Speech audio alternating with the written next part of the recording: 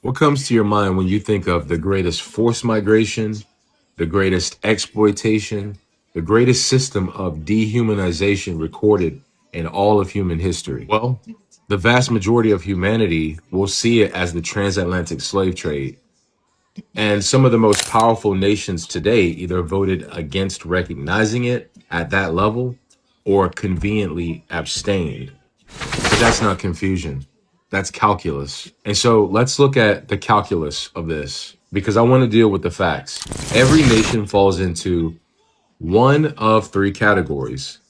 Either you are one, direct participants. In other words, you captured, transported, sold, enslaved rational human beings. Or number two, you were contributors.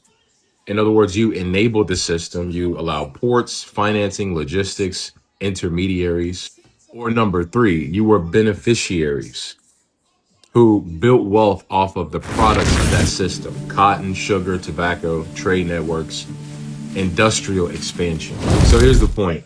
If you abstained, you're not neutral. You are historically culpable because there is no fourth category.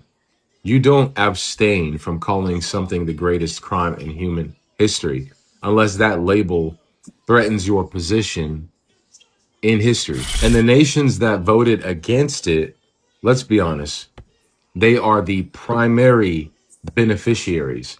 Their infrastructure, their global influence, their economic dominance, those didn't just appear out of thin air. They were built in part on the back, in whole, essentially, on that system. So they were explicit then and very implicit now. So this isn't about semantics. It isn't about historical interpretation. It is about accountability versus preservation of a narrative. Because once you admit it was the greatest crime in all of human history, you open the door to questions about responsibility. And some nations would rather abstain or outright reject than ever answer those questions of accountability. So you can call it what you want.